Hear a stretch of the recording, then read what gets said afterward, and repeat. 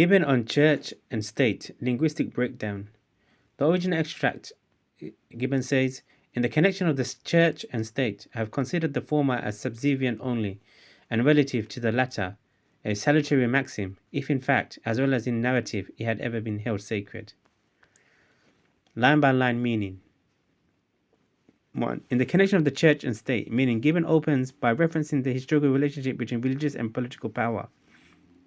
The phrase, the connection, is neutral, almost abstract. This sets up a form of philosophical tone. He doesn't say struggle or conflict, though that's implied later. 2. I've considered the former as subservient only and relative to the latter, meaning he believes the church, the former, should be subordinate to the state, the latter, existing only in reference to it. Subservient is a strong hierarchical word. It implies obedience, not partnership. Only emphasizing exclusivity, Gibbon wants no power sharing. I have considered the former as subservient only and relative to the latter. Relative to the latter further strips the church of autonomy. It only has meaning within the state's framework. Gibbon's tone here is rationalist and authoritative. He frames his personal view as if it's the logical norm. 3. A salutary maxim. He considers this idea, church-serving state, to be a beneficial rule or guiding principle.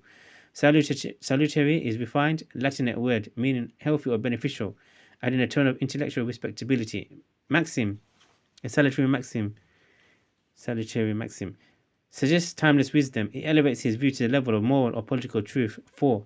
If in fact, as well as in narrative, it had ever been held sacred, meaning Gibbon criticizes the gap between what people claim and what actually happens. The principle sounds good on paper, but was rarely respected in practice. If in fact, in real life, as well as in narrative, in stories, declaration, official speeches, held sacred, its irony lays. If in fact, as well as in narrative, it had ever been held sacred.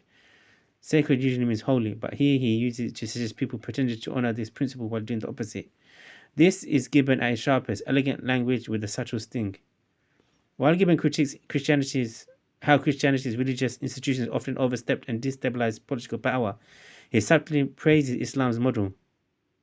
In early Islam, religion and state were not in conflict, they were integrated. The Prophet Muhammad ﷺ and the early caliphs didn't face a rival church.